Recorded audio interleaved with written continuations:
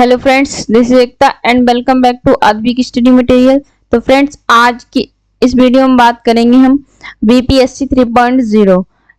ये क्वेश्चन जो है किस बुक से आए हैं, किस बुक से मैंने ये क्वेश्चन को लिए हैं। ठीक है फ्रेंड्स, अगर आप मेरे चैनल पर नए हैं तो चैनल को सब्सक्राइब कर लेना। अगर आपने अब तक मेरे चैनल को सब्सक्राइब नहीं किया है तो सब्सक्राइब जरूर कर लेना।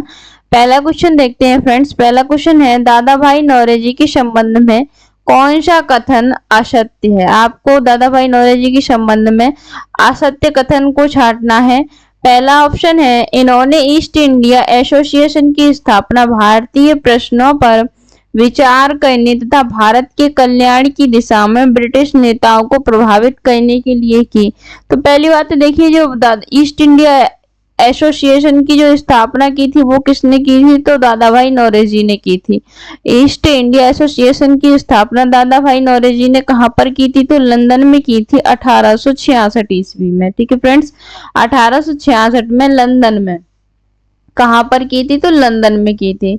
तो ये ऑप्शन तो बिल्कुल सही है कि ईस्ट इंडिया एसोसिएशन की स्थापना भारतीय प्रश्न पर विचार करने तथा भारत के कल्याण की दिशा में ब्रिटिश नेताओं को प्रभावित करने के लिए की थी। तो दादा भाई नौरोजी ने ईस्ट इंडिया एसोसिएशन की स्थापना की थी लंदन में 1866 में। ऑप्शन सही है। ऑप्शन नंबर बी है, इन्हें grand old man of India कहा जाता है। तो ये बात भी बिल्कुल राइट है, दादा भाई नौरोजी को grand old man of India कहा जाता है। अगला है, ये भारतीय राष्ट्रीय कांग्रेस के कभी भी अध्यक्ष नहीं चुने गए थे। तो ये बात गलत है। भारतीय राष्ट्रीय कांग्रेस के ये 3 बार अध्यक्ष चुने गए। कितने बार अध्यक्ष चुने गए? 3 बार। इसको याद करने की जो ट्रिक है वो है CLC। पहला C से कलकत्ता, L से लाहौर, फिर दोबारा से कलकत्ता।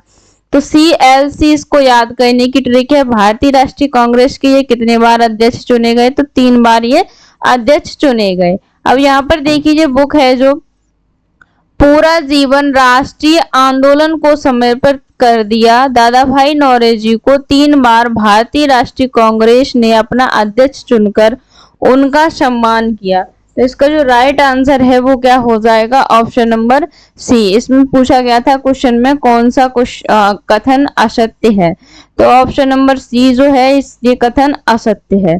तो राइट आंसर क्या हो जाएगा? Option number c. अगर फ्रेंड्स आपने मेरे चैनल को सब्सक्राइब नहीं किया है तो सब्सक्राइब कर लेना। नेक्स्ट क्वेश्चन है, भारत में स्थानीय स्वशासन का आरंभ किस वायसराय के काल में हुआ?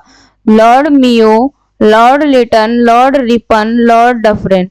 तो भारत में स्थानीय स्वशासन का आरंभ जो हुआ था वो किसके काल में हुआ था, देखते हैं। सबसे पहले 1864 से 1868 के बीच स्थानीय संस्थाओं की स्थापना हुई। सबसे पहले तो ये क्वेश्चन यहाँ से बनता है कि स्थानीय स्वशासन की स्थापना कब हुई, तो 1864 से 1868 के बीच में स्थानीय संस्थाओं की स्थापना हुई। लगभग हर मामले में सदस्य नामजद होते थे और इनका अध्यक्ष जिला मजिस्ट्रेट होता था। इसलिए ये संस्थाएं किसी तरह से स्थानीय स्वशासन नहीं कही जा सकती थी। स्थानीय स्वशासन की दिशा में बहुत हिचकिचाते हुए कदम 1882 में लॉर्ड रिपन की सरकार ने उठाया। तो आपका जो राइट आंसर बनता है कि इस समय जो भारत में स्थानीय स्वशासन का आरंभ हुआ था, इस समय वायसराय कौन हुआ करता था, तो आपका जो राइट आंसर हो जाएगा ऑप्शन नंबर सी। आपका राइट आंसर हो जाएगा लॉर्ड रिपन। तो फ्रेंड्स, अगर आपने मेरे चैनल को सब्सक्राइब नहीं किया है तो सब्सक्राइब जरूर कर लेना ऐसी वीडियो के लिए। अगला क्वेश्चन है, ब्रिटिश काल में किन प्रांतों को प्रेसिडेंसी कहा जाता था? तो ब्रिटिश काल में किस प्रांतों को प्रेसिडेंटी कहा जाता था? बंगाल, मध्य प्रदेश, बंबई, पंजाब। तो किनको कहा जाता था? तो आपका जो राइट आंसर है वो क्या हो जाएगा? Option number A.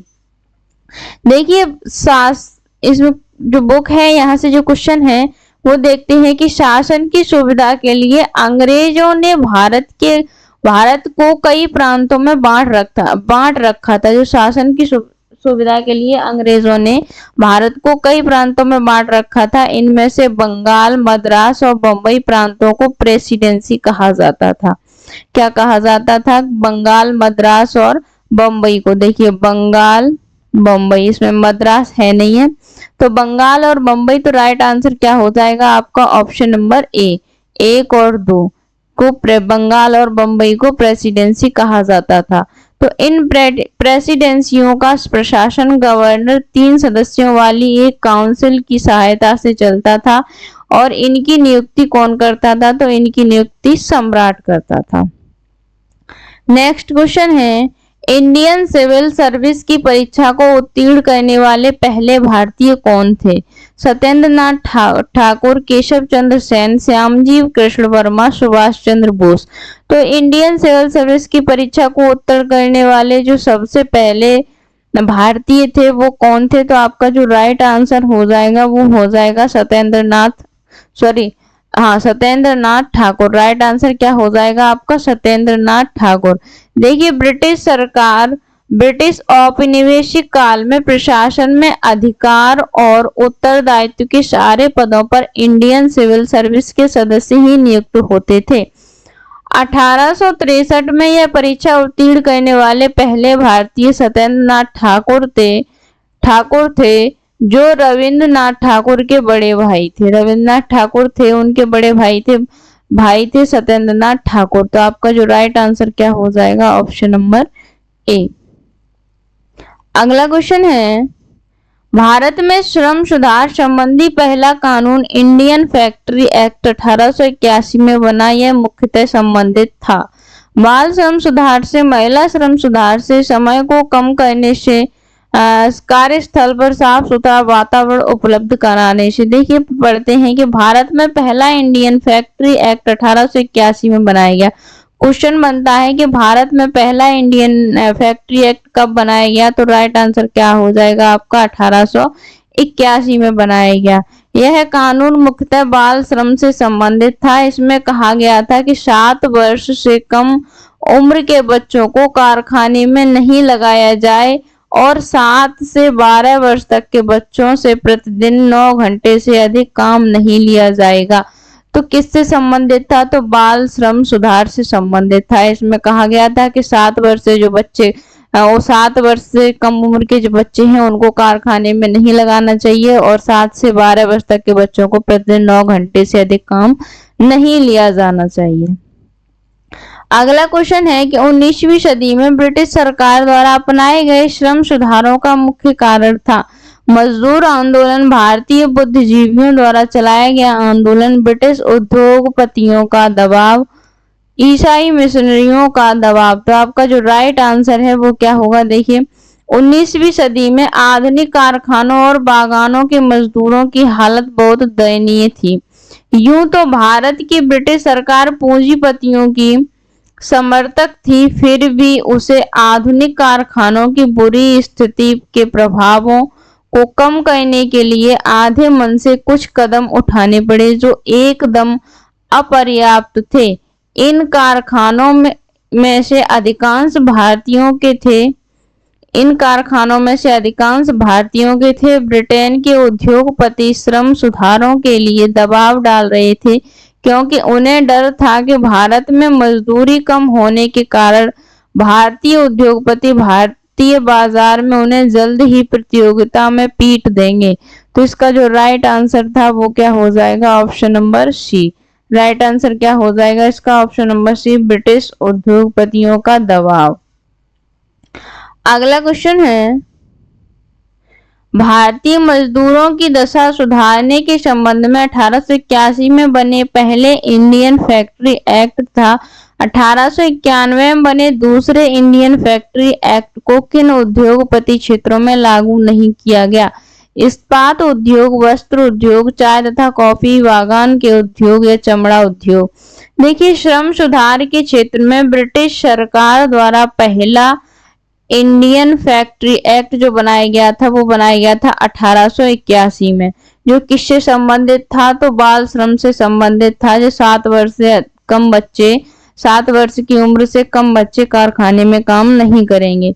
दूसरा इंडियन फैक्ट्री एक्ट जो बना 1891 में बनाया गया, इसमें क्या था कि मजदूरों को साप्ताहिक छुट्टी तथा महिलाओं को काम के घंटे सुनिश्चित करने से संबंधित था। जो दूसरा एक्ट था कि मजदूरों को साप्ताहिक छुट्टी दी जाए और महिला को उनके काम करने के घंटे सुनिश्चित किए जाएं। ये था चाय और कॉफी के जिन बागानों के मालिक अंग्रेज थे उन पर इन दोनों में से कोई भी कानून नहीं किया गया। चाय और कॉफी के जिन बागानों के मालिक अंग्रेज थे उन पर इन दोनों में से कोई भी कानून नहीं लागू किया गया। उल्टे विदेशी बागान मालिकों को मजदूरों का अत्यधिक निर्मम शोषण करने में सरकार ने हर तरह से सहायता दी। तो इसका जो राइट आंसर हो जाएगा क्या हो जाएगा, चाय तथा कॉफी बागान उद्योग। ठीक है, तो क्वेश्चन पूछा गया था कि 1891 में बने दूसरे इंडियन फैक्ट्री एक्ट को किन औद्योगिक क्षेत्रों में लागू नहीं किया गया, तो चाय तथा कॉफी बागान के उद्योग में लागू नहीं किया गया। नेक्स्ट क्वेश्चन है, अंग्रेजों को नेपाल के साथ युद्ध के बाद किन क्षेत्रों पर अधिकार प्राप्त हुए, गढ़वाल तथा कुमायूं, सिक्किम, अरुणाचल, मसूरी। तो इसका जो राइट आंसर है वो क्या होगा, ऑप्शन नंबर डी 1, 2 और 4, मतलब गढ़वाल तथा कुमायूं, सिक्किम और मसूरी। अंग्रेज को नेपाल के साथ युद्ध के बाद किन क्षेत्रों पर अधिकार प्राप्त हुए, तो गढ़वाल, कुमायूं, सिक्किम और मसूरी। देखिए, भारतीय समाज को उसकी प्राकृतिक भौगोलिक सीमा तथा फैलाने की अंग्रेजों की धुन के साथ पहले उनका उत्तर में स्थित नेपाल से टकराव हुआ। 1814 में दोनों के बीच युद्ध आरंभ हो गया। अंग्रेज नेपालियों से हर मामले में श्रेष्ठ थे। अंत में नेपाल की सरकार को ब्रिटेन की शर्तों पर बातचीत करनी पड़ी। नेपाल को गढ़वाल तथा कुमायूं के जिले छोड़ने पड़े तथा तराई के क्षेत्रों पर भी अपना दावा त्यागना पड़ा। उसे सिक्किम से भी हट जाना पड़ा। इस समझौते से भारतीय साम्राज्य हिमालय तक फैल गया। ब्रिटिशों को हिल स्टेशन बनाने के लिए शिमला, मसूरी, नैनीताल जैसे महत्वपूर्ण स्थान भी मिल गए। तो राइट आंसर किसका क्या हो जाएगा, ऑप्शन नंबर डी। अगला क्वेश्चन है, यानबू की संधि किसके बीच हुई थी, ब्रिटिश तथा नेपाल, ब्रिटिश तथा अफगानिस्तान, ब्रिटिश तथा भूटान, ब्रिटिश तथा बर्मा। तो इसका जो राइट आंसर है वो क्या होगा, 1824 में ब्रिटिश भारत के शासकों ने बर्मा के खिलाफ युद्ध छेड़ दिया। मई 1824 में ब्रिटिश नौसेना ने समुद्र के रास्ते रंगून पर अधिकार कर लिया और राजधानी आवा से 45 मील दूर तक पहुंच गए। यानबू की संधि के द्वारा फरवरी 1826 में दोनों के बीच शांति स्थापित हुई। तो किस किस के बीच हुआ था, बर्मा, ब्रिटिश और बर्मा। तो राइट आंसर क्या हो जाएगा आपका, ऑप्शन नंबर डी। तो फ्रेंड्स, आपको वीडियो कैसी लगी कमेंट बॉक्स में जरूर बताना। नेक्स्ट क्वेश्चन है, दादा भाई नौरोजी ने ईस्ट इंडिया एसोसिएशन की स्थापना कहाँ की थी, तो दादा भाई नौरोजी ने ईस्ट इंडिया एसोसिएशन की स्थापना लंदन में की थी। कब की थी, तो 1866 में। कब की थी, 1866 में लंदन में की थी। तो राइट आंसर क्या हो जाएगा इसका, ऑप्शन नंबर सी। फ्रेंड्स, अगर आपने मेरे चैनल को सब्सक्राइब नहीं किया है तो सब्सक्राइब जरूर कर लेना।